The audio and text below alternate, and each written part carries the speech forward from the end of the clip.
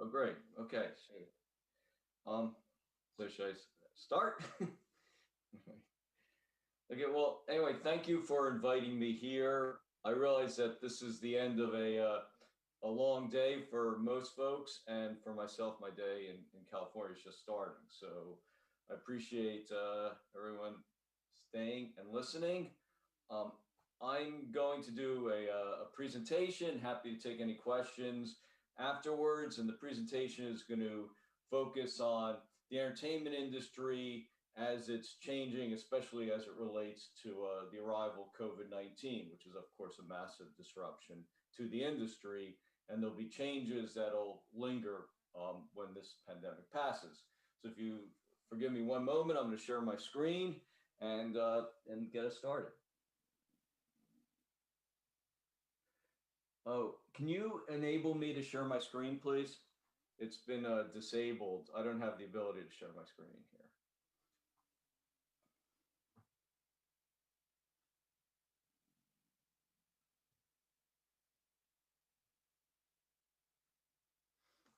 Look, sorry. I tried this screen sharing. Can you please enable me to do it? I'll try it again now. Thanks. It's disabled.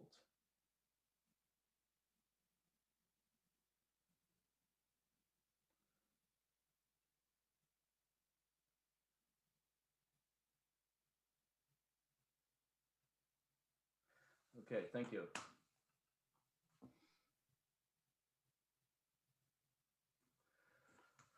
Okay, so thank you for that, and let's get started here. So this is a quote from the great poet and songwriter. There's a crack in everything. That's how the light gets in. I think that'll be a theme of my talk. It's also a theme of change that's happening in Silicon Valley and elsewhere. Um, so one of the things I'd like to point out is that technology and change are related, and it's been happening for a very long time. In fact, it's been happening for a very long time from where I am standing right now. And the story, which some of you may know, in the early birth of the movies, was that there was a bet. And the bet was between Leland Stanford, who was the founder of Stanford University, and his son. And the bet had to do with when a horse ran, did all four legs leave the ground? And in the 1800s, this wasn't really known, and there was no way of really proving it. So Leland Stanford brought to the campus a eccentric Scottish photographer named Edward Muybridge, who started doing some experiments. And as he did the experiments, he went away on a trip, and he found out that his much younger and attractive wife was having an affair with a newspaper critic, drama critic. Took the train from Stanford to San Francisco, and when he got there, he rang the doorbell of the drama critic and said, "Here, sir, is the answer to the letter which you sent my wife," and proceeded to shoot him, killing him, and I guess showing that this country's always had some problems with guns. And afterwards, there was a trial, and he was found not guilty by reason of justifiable homicide. He returned to Stanford, continued his experiments, and came up with these, which some of you may be familiar with. Muybridge was quite famous, did a lot of work with all sorts of other activities. He did animals, he did nudes, he did athletes. Anyway, so if you look at the top, you can see, in fact, a horse does leave the ground with all four legs. And once that happened, there was this idea that you would put these images on a kinescope and it would spin around. And this was the early days of movies. And, from there, we're here. Anyway, this is our former governor, and left out a lot of parts of the movie history, but just want to make the point that technology has been a part of this, and it's been a part of from where I'm standing in Silicon Valley now. So tech power, speak to this. If you look at the traditional Hollywood power trees, these are folks that you would expect: directors, stars, showrunners who run TV series, network executives, agents and managers, and so on. But onto the scene in recent years, who having enormous influence, are tech executives and gaming executives. So this is really the tech side of things. And the tech crowd has enormous power and influence. So this is Netflix, Apple, Amazon. They're spending a lot of money and they have vast troves of data. So if you have the resources, the data, lots of eyeballs, this is an extremely powerful combination. And Silicon Valley is indeed claiming its seat at the table these days, where Apple has budgeted $6 billion for its original programming launch. By comparison, HBO is spending a third of that. Amazon also $6 billion. I mean, YouTube and Facebook have retreated a little bit, and Yahoo and Microsoft didn't do particularly well in this field. But these are major players spending major amounts of money, and all, Apple, Amazon, Netflix, these are global brands, and they have to succeed on an international level if they're going to have enduring success. So, as I mentioned, Netflix and Amazon are leading the industry. Netflix is in 190 countries. I mean, the countries that they're not in, it's pretty small. I think it's like, maybe like Syria and North Korea. It's a pretty small list. They program for binge watching, which is a change from the past where all the shows go up at once. But skeptics have a little bit of a show me the numbers view, which is that Netflix is quite tight with the numbers. They don't reveal. It's a little bit difficult sometimes to know what's going on. If you think about it, like, everyone else reveals the numbers. There's a well-known story where HBO used to be this way. They didn't release their numbers. At the height of The Sopranos fame, they did. And they regret it a little bit after, but they didn't really have a choice. And Netflix will say things like House of Cards was the most watched show on television. And people at places like HBO say, really? More than Game of Thrones? But they're not really providing the numbers. Nonetheless, extremely powerful. And the big tech companies, which are Apple, the five biggest, Apple, Amazon, Alphabet, which is Google, Microsoft, and Facebook, have enormous power, media, and entertainment. So, data is power. They hold vastly more data than Hollywood. They're a major part of the future kinds delivering, but there's popular discontent. So part of the popular discontent was Facebook's blowback in its role and response in the 2016 US presidential elections, where there was quite a bit of Russian influence on it, and Facebook didn't work particularly hard to stop it. There was a lot of misinformation placed by Russian agents on it. And even in the 2020 election, Facebook stopped taking political ads, but they stopped 1 week before the election. And they had all sorts of demonstrably false information on there. The US Senator Elizabeth Warren called Facebook a disinformation for profit machine. Facebook didn't seem particularly interested in having truthful stuff on the site. There was all sorts of demonstrably false information on the site. They pulled the ads the week before the election, but the idea, which a lot of folks think, is that they were more interested in making money than stopping the flow of misinformation. There are also privacy issues as well. And if you look here, this is really not a new thing. I mean, these are headlines from the New York Times, and they're a few years old at this point, 1917, 1918. So there's been skepticism for a while, and there's further skepticism where if you read this, where it's a Facebook memo where one of their top people talks about maybe someone dies on a terrorist attack using tools from their site. But, as they say, the ugly truth is we believe in connecting people so deeply that anything allows us to connect more people is often the de facto good. Well, there's a lot of people who really disagree with this. I mean, they think that, Facebook, connecting people to terrorist acts is not any kind of de facto good. But that's one of the reasons there's an awful lot of skepticism about Facebook, especially with their ethics. And not surprisingly, there is a great deal of skepticism about trust in tech on a global level. And these are some global statistics.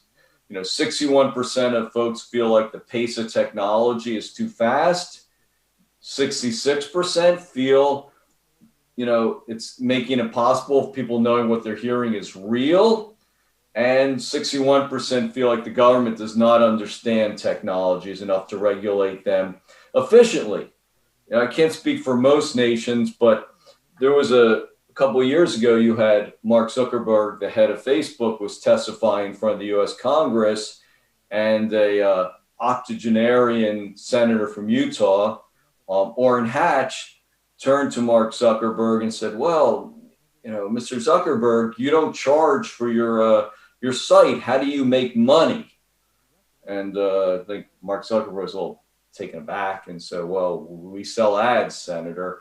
But the fact that you have enormously powerful senator who had no idea how Facebook works, I think really speaks to a disconnect between those who are in charge with regulating a company like Facebook and those that are running the company. And this will create more problems going forward. So also you have gaming executives. Games are having an enormous say now. This is almost $160 billion business, tremendous growth in COVID. And there's parts of the gaming world that I find with my students at Stanford that often they're not aware of. For example, freemium games, which are games which you can play for free, or you can pay. It's not required. It's usually a better experience if you pay, but it's not required. They're having staggering growth.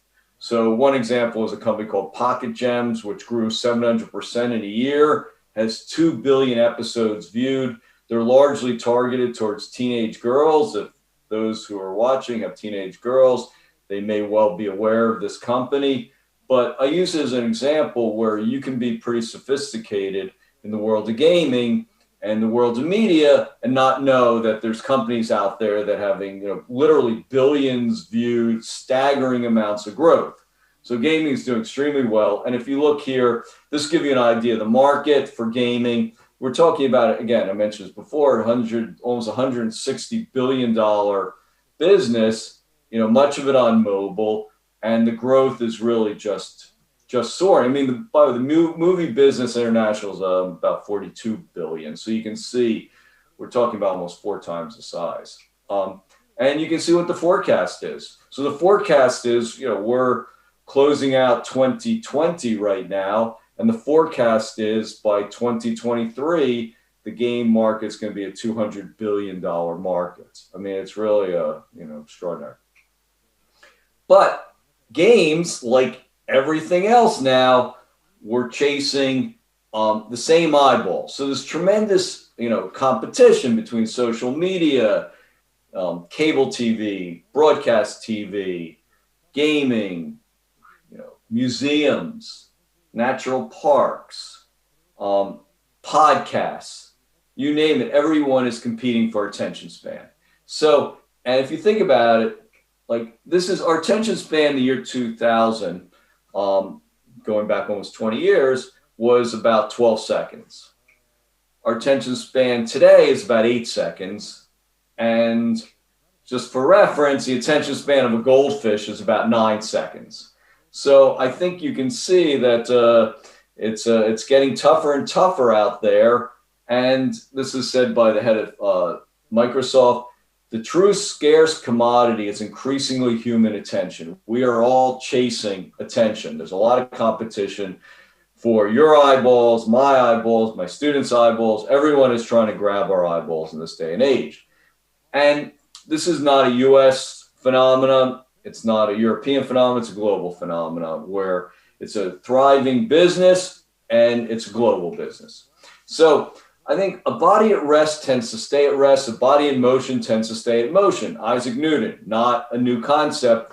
And I think that there's a recognition that if you're going to have success, you have to have success on the global stage. So the global market is the market in entertainment. The US box office, has been pretty flat, 3% growth over 5 years. Not exactly staggering growth that folks want to see. US per capita attendance was down 13% in 2019. And that's a pre-COVID figure. I mean, I'll talk about COVID a little bit later, but things weren't going well before COVID. The international box office up 35% in 5 years. That tells you something. And the international box office is 73% of the total. So this is where the world is looking. They're looking for a product that can be played all over the world. And if you look at the worldwide movie box office, I referred to this earlier, that you can see the US box office is pretty flat. I mean, 2015, it was 11 billion, and it's more or less the same for last year. But the international keeps growing and growing and growing, and is a healthier and healthier percent of the audience. And so because of this, it's still quite expensive to make films in the US. The average budget of a US film is $70 to $90 million, but it still needs a theatrical release, which triggers a promotional machine, and that's magazine covers and television appearances and everything else. Even if it's not intended primarily for TV, you need that. The marketing costs are huge. It can be 70% of a film's gross. So you can spend about 40 million mid-sized film, 200 million a large tentpole film, which are these huge blockbusters. The largest expenses are TV ads, except for in France and China. And as I mentioned earlier, there's a need for movies to find success internationally. And the studios are increasingly dependent on what are called tentpole movies, giant movies that'll play internationally, and have to gross a tremendous amount to get their money back. And so the US, which is a major movie market, in fact, it's the biggest, but even pre-COVID, China is roaring up on it. And pre-COVID, China was expected to pass the US in box office either this year or next year. But it's still the major player, for the time being at least. And but there's problems. So Americans saw a movie once a month are down, 11%, which increases the importance of international markets. But, it's not without its problems. You have China limiting number of foreign films a year. China has about 34, what they call revenue sharing films. I mean, there's some exceptions for co-productions. And there's a smaller payout to the studios in China. There's major censorship issues in China. There's extensive piracy in countries as China and Russia. And there's protectionist policies. But these are enormously important markets. I mean, China in particular, China's building, I think about 23 or 24 theaters per day. And a lot of times when you think about China, those of you who've been there, you think sort of about that coastal region. You're thinking about Beijing and Guangzhou and Shanghai and Hong Kong. Well, in fact, everything is pushing inland in China. And China is also about 40% peasant. And a lot of times folks don't think about it. Peasant China is quite poor. And the idea that these folks are going to come online and get wealthier and wealthier will be really important. I mean, similar with India. India has a staggeringly large middle class of hundreds of millions of people, and that represents enormous opportunities. I mean, China, censorship is having a real toll, but there are enormously talented folks in China making, just great films. And I think you're going to continue to see, really fine work that's going to be coming out of China. But as I mentioned, it's not without its issues. And so part of the that we should all keep in mind too is that as important as the box office is, I just mentioned China is building, this crazy amount of theaters. They're building 23, 24 theaters per day in China. That, the real money in a lot of ways is theatrical and home entertainment. If you can see the growth here, in 2016, you had about $23 billion in global home entertainment, and now you're at 49 billion. I mean, that's, again, really significant growth. And if you look here, you can see how it's breaking down, where theatrical is only 42% and digital, of course, is 48%, which is enormous growth here. And then if you're speaking about where actually the growth is happening, it's, Europe, Middle East, Africa, a little bit flat, about 3%, and Latin America not doing particularly well. But again, Asia and Pacific, that's where the growth is. You're talking about 22% growth there over the last few years. And as part of, again, what's going on, the big changes. I'd like to speak also briefly about TV. TV is increasingly a global market. There's a very strong desire for shows that'll play globally. It's not enough that you can just play it in your home country. And this is for many reasons. I mean, sometimes it's a country that has a small population. So Scandinavian countries will have, the populations just aren't that big there, but you'll have shows coming out of Denmark like Borgen, which, is playing all over the world, and, deservedly so. But you need to expand. But that's true even with the US. The US is spending large amounts of money on their shows, and they want to make sure that they're going to play globally. So there's a quest for format shows in the reality space, where shows, I believe, Survivor came out of Sweden and Big Brother came out of Holland. There's this idea that if you can come up with a show that, seems to work in reality space, that you can just sell it all over the world. So there's just a ramping up of programming for international audience, and green lighting decisions, whether or not to make a film, is tied into an international audience's appeal. But, look, Americans spend more time watching television than any other leisure activity, more than games, audio, media combined. But, it's a lot of time, that's on there. So if you can see, it's just like a staggering amount of time that people are watching. And, but we, underestimate by 28% when we're asked how much we watch. And it's not like, we're pretty bad in this country here, but worldwide time is also really high. If you look, Japan's 4.5 hours, Brazil, nearly that, France, UK. This is a worldwide phenomenon. I mean, it's a lot of TV that's being consumed. And there's intense competition. So again, there's roughly, there's over 500, scripted original series on US TV. And a lot of those series are trying to find a home internationally. In fact, most of them are, but the competition is really intense in this world. And if you look, there used to be this thing where live programming was something where networks could reign supreme, because there was this idea that you had to see the programming live. You couldn't watch it later. If you want to know what's happening in the World Cup, you actually want to watch the World Cup game. You don't want to hear about it, a day later or even a few hours later. But it really was a golden goose, and it could prevent what's called cord cutting, where you get all of your program over the internet. But in fact, it's not working as well as it used to. There's enormous drop in ratings now. Award shows such as the Oscars are down. International sports events as the World Cup are down, and the Olympics are down in a really big way as well. So this idea of live programming as the way to save you on some level is simply not true anymore. And into this world, you have a series of television brands that are trying to make their mark. They're trying to say, here's who we are, watch us. And, so some of the really key ones, especially on the international front, I'd just like to cover in this talk. So HBO is really the top brand. As you can see, they have, 134 million subscribers worldwide, 69 million international. They are a major award player. They're a huge creative force in the industry, in a large part because of maintaining its brands, and they're very filmmaker friendly.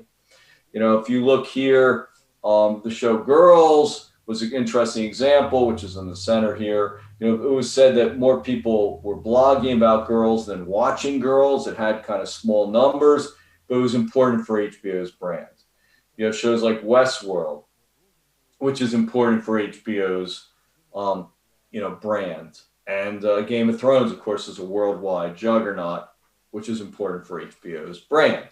So now HBO is going over the top, combined with Warner Brothers, and that, has, launched in a pretty successful way. It's a little bit more expensive than the others, and it includes Warner Brothers and, their library, and they're acquiring other product as well.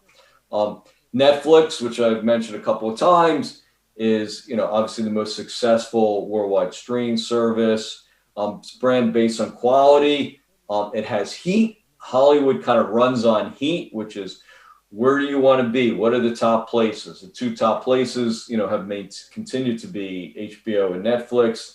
Netflix makes vastly more shows than HBO. The kind of joke is that the hottest place in Hollywood is the Netflix lobby.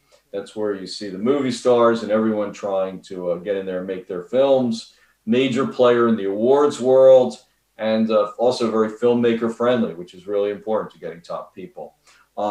It's a global audience. 60% of their subscribers are international, and the international expansion is costly.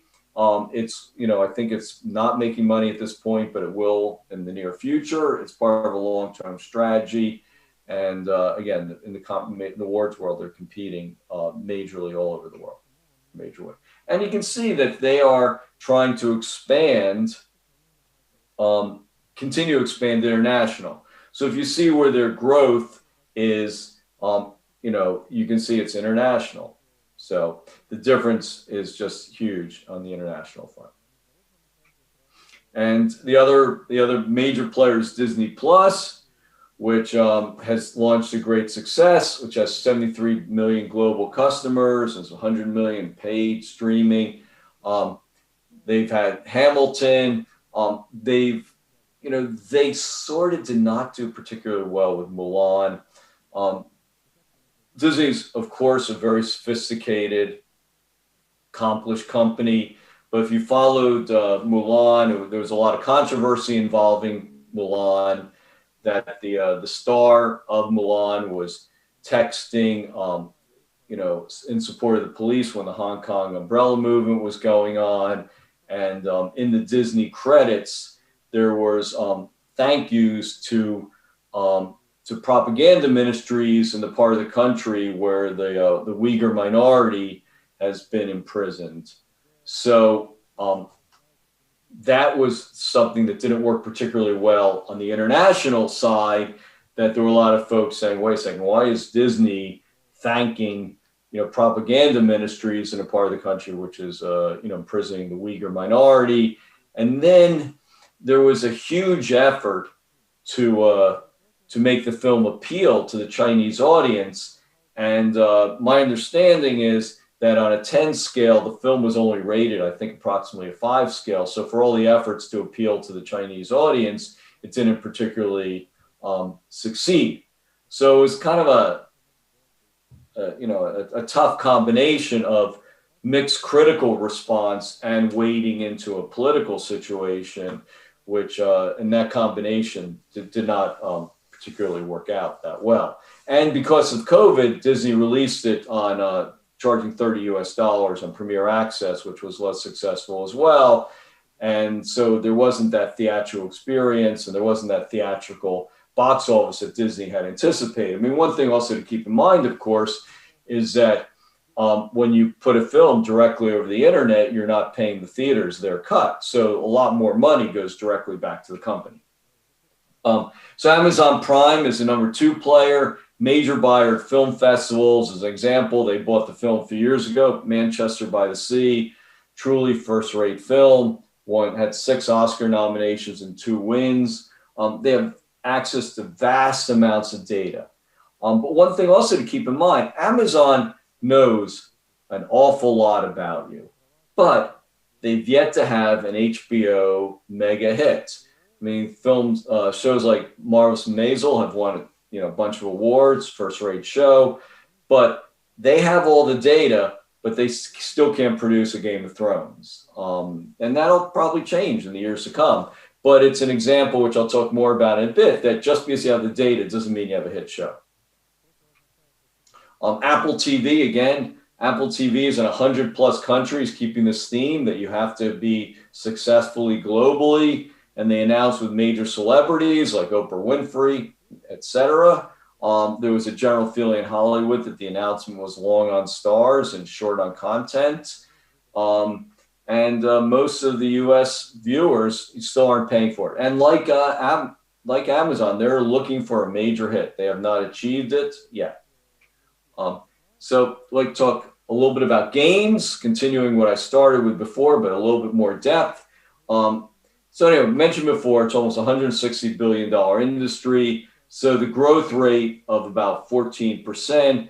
And if you're not familiar with this, that the money can be enormous on games. Call of Duty franchise made $500 million on first day of several games. And the franchise exceeds the box office of Hunger Games, Transformers, Iron Man, and Avengers combined.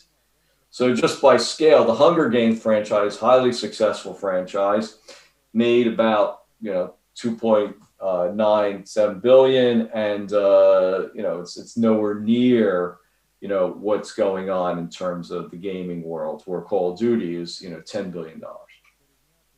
And so if you look where the region is, I think for most people it's probably not a shock that Asia Pacific region is really where gaming is taking off and is great importance. But I think it's also important to note that Europe, Middle East, Africa, and it's a little bit of a kind of a pretty broad, combining. However, this is almost 30% of the game market, so highly significant. It's not like, in fact, it's important. It's more important than North America, for example. So anyway, so I think it is significant that, of course, it's a worldwide phenomena, but it's also happening in Europe in a major way. And part of the advantage of games are games can be developed for fairly low cost. I mean, you can spend $100,000, $200,000 and come up with games like Angry Birds, which was very successful. For medium things, League of Legends, which is also extremely successful. When League of Legends at one point was 5% of worldwide internet use was used just to play League of Legends. Pokemon Go, an outrageously successful company. These are medium level costs to develop a game. And then you have the very high cost, which is, of course, very, very significant investment. And then esports are just soaring in popularity. So there's about this is $1 billion revenue in 2019. Again, it's expected to go about 22% year-over-year growth by 2023. Massive tournaments and stadiums. I mean, I've been in some of these tournaments. Of course, the one that you're seeing on your screen, what's at the Staples Center in LA, and I was there. I was filming something there, and it's not that many people, relatively speaking. It's I don't know, I would guess that 14 or 15,000 people, but there's something kind of wild about being in an arena where 14 or 15,000 people are cheering for video games. It is there's a lot of excitement in the room. The ratings for League of Legends tournaments exceed almost all sports events. They exceed baseball in the U.S. and hockey and basketball. I mean, the only thing they don't exceed is football's Super Bowl. They exceed the Oscars. I mean, it's just really, really increasing. And then, Amazon, in an extremely smart move, they acquired Twitch, for almost $1 billion in 2014. And there were many folks out there. So wait a second, you're paying almost $1 billion for a website where people are, it's all about games and watching people play games, but it was a very wise move on Amazon's behalf. Anyway, VR and AR are making their marks. So Oculus Rift came out in 2016, 2 years earlier, was on Kickstarter, which was raising money, from individuals. And then there's a lot of Silicon Valley money that are going around. So are you putting existing content onto VR? VR theaters are open or coming, a little bit of mixed success, but Holland, France, US, China, but there's a lot of money floating around Silicon Valley for this. So Magic Leap raised over $2 billion is one example of this. And, but there's challenges. In movies, directors select what you see. This is far less so. If you think about it, I mean, this has been going on since, the inception of movies. It also, look, it's in literature. Someone walks in, she walked into the room with a candle, into the dark room, and then the dark room illuminated the painting. And, beside the painting, she saw her sister sitting there, and she noticed a tear coming down the face, whatever. I mean, the director is pushing your eye through. And in this case, you as an audience member are pushing your eye through. So it's it has its own challenges. There's motion sickness. They still have not worked this out to a great degree. A lot of people get a little bit nauseous when they watch. There's pixelation and bandwidth issues for mobile. It's, again, this has to do with, how good is the experience? And then this question on social interaction. We go to movies with friends and families, dates. This is a device barrier, and I have friends who, in this field, and I say, well, I kind of like going to movies with friends. I get to see and say, hey, what'd you think about that? And, you're in the movie theater, and my friends who are in this field say, well, your friend can be sitting across the country in New York. But this question you have to ask yourself, is that the same experience of going with a friend, a date, a child, your spouse? Is that the same as, if the person's across the country, or do we physically like to go with people? I think a lot of folks think we physically like to go with people. Augmented reality is in ascendancy now. So there's a lot of money, again, in Silicon Valley for this. There's, 45 billion in startup evaluations. China is surging. China is way ahead of the US, and I think it's way ahead of anyone in the world. The most successful game is Pokemon Go, which was 2019. People were spending almost $900 million on Pokemon Go, and also is pulling audiences in. So you have people doing it 33 minutes a day, which is more than Facebook and Snapchat for a lot of people. And, the market's expected to really grow in the coming years. Opportunities for Apple, Samsung, Google. I mean, Google had Google Glass, which was a rare stumble for Google. It didn't really work particularly well. And it's something that a lot of folks are keeping in mind, that, that Google, again, highly successful company, stumbled with Google Glass. But Apple, Google are looking, they're well suited within its ecosystem, and are looking to develop more with developers and people coming up with product. And if you can see what the penetration is, this is in the US, but if you can see that, the penetration is going pretty well, right? So, it's as a graph which shows, increasingly, at least in this country, folks are getting used to it and using it more and more. But every age thinks it's the modern age, but this one really is, said Tom Stoppard in The Invention of Law. So I'd like to talk a little bit about entertainment in the time of COVID. And, the entertainment industry is going to lose, a staggering amounts of money. I mean, one estimate was 160 billion. Most films suspended production. The industry had a slow startup. And things were actually doing, I think, pretty well recently. You probably know more about this than I would, but in Europe, that things were doing pretty well. Things were starting to pick up in a pretty significant way. But there's this feeling that the second COVID wave will cause further setbacks, and I think we're right in the middle of that now. I mean, Europe is doing a much better job than the US at the moment in flattening the curve.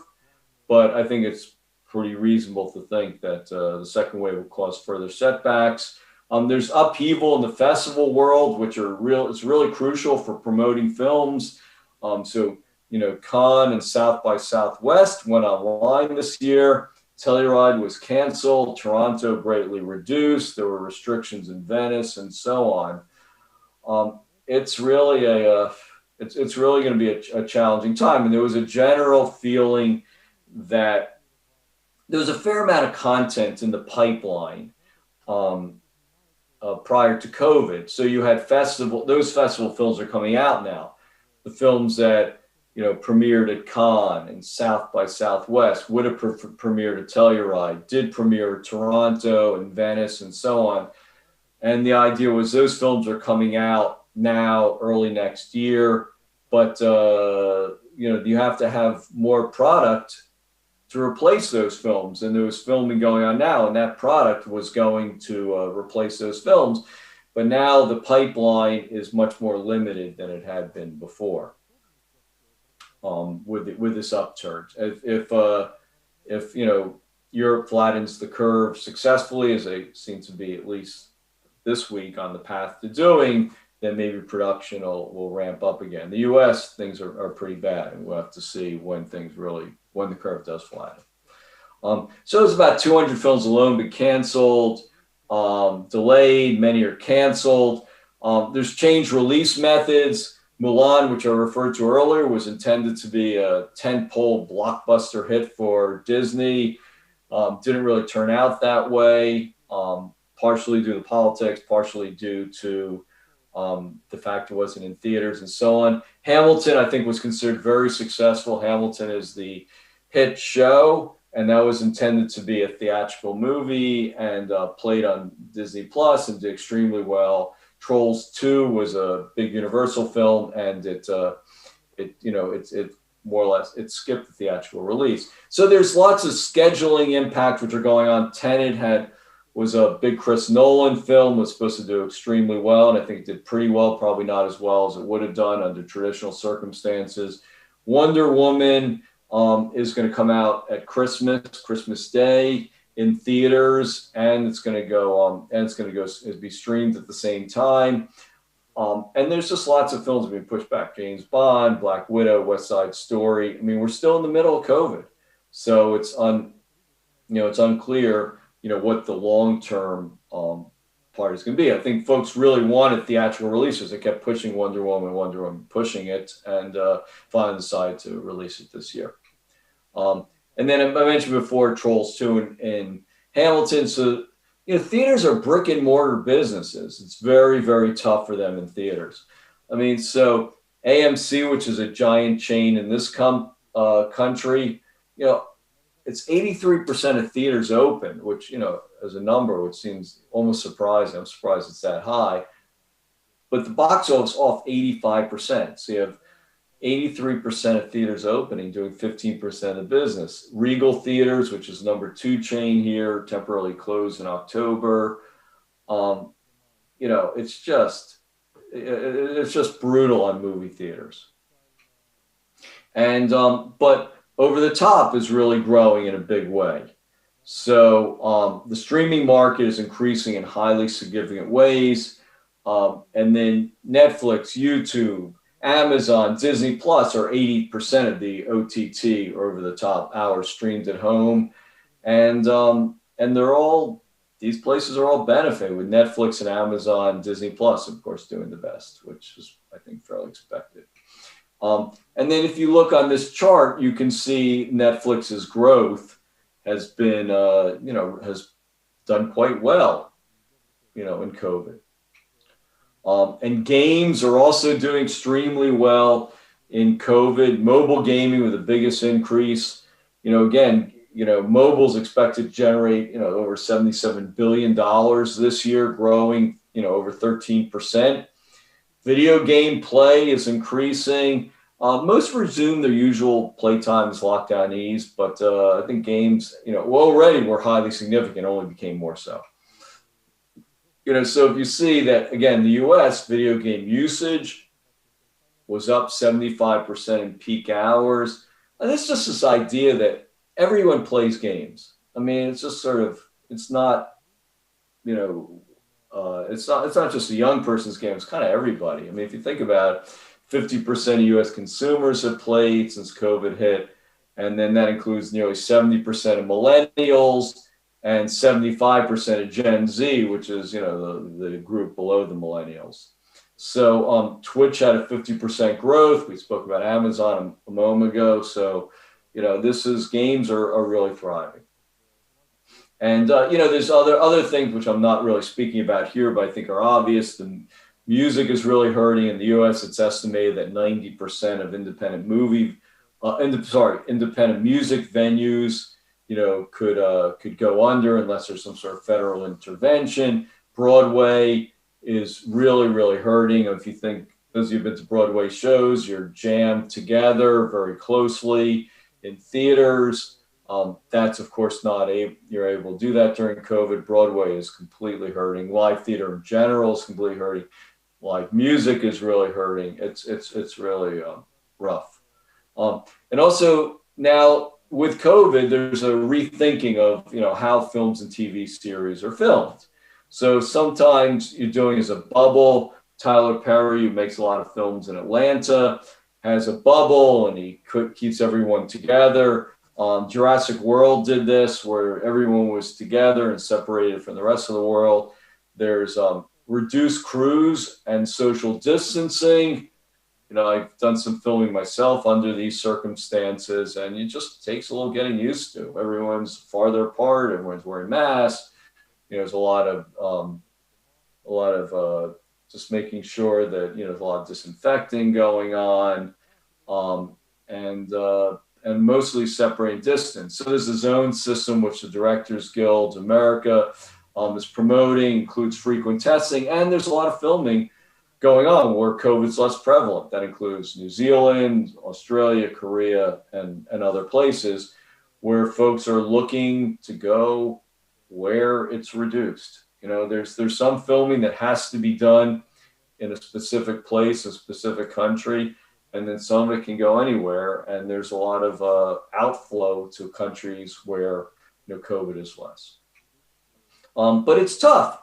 I mean, this was famously said about healthcare, where David Axelrod, the President Obama's advisor, when they're trying to get healthcare through the U.S., the kind of healthcare which is a poor in comparison to what most of the world has, but it was, at least something for our benefit, for our side of things. And he said, hard things are hard. Well, this is hard. So I think there's a lot of folks who are working on it, but hard things are hard. And with a little luck, we'll get through it, and the entertainment industry will survive and thrive. But I'd like to just talk a little bit about how algorithms cannot write stories. And it's really important to think about this as go forward and doing programming. So there's tremendous guesswork as to how a film or TV series is going to connect with an audience. You can have research, marketing, but this is still a business grounded in creativity. Lavish and, so-called correct promotion, it has its limits because audiences are sort of questing for the ineffable. Something that's very hard to define, which appeals to their emotions and their intellect. Because if you think about it, audiences are giving up for a movie 2 hours of their time, which they're never going to see again, right? For a TV series, it's a lot more than 2 hours of their time. It's many, many hours. And for a video game, it's many, many beyond that. So you really have to give an audience something for their time. And where I'm speaking from, Silicon Valley is obviously extremely data-driven place. It's hard to emphasize how important data is in the running of these major companies. But if you think about it, data can only tell you, this is a quote, but data can only tell you what people liked before, not what they're going to like in the future. And a good high-end programmer's job is to find white spaces in our collective psyche that aren't filled by an existing television show. Those choices can only be made in a black box that data can never penetrate. That's head of the FX network here. I think it's very perceptive. If you think about it, data tells you what happened before, not what's going to happen in the future. So really, everything I mentioned, data, and games and AR and VR, the most important part of all this is storytelling. This is a business which is, based on storytelling and first-rate storytelling, hopefully. So all films, television, art in general begin with a story. It makes us watch in theaters, on TV, the vast array of tech devices, and it's no amount of star power, directorial skill, special effects, marketing can substitute for the quality of the story. The story and storytelling is really where it all begins. And a few years ago, I was in Brazil and I was talking with a sports journalist, and he said something that really struck me. He said, well, when you list the greatest football players of all times, Pele holds positions 1 to 10. The rest start at 11. And I think that's true with, what makes for great creative content. It's a great story, powerfully told, holds positions 1 through 10. The rest, everything else starts at 11. Anyway, so that's my talk. Thank you very much for having me. And if it's helpful, I could answer some questions or do whatever else you would like me to do.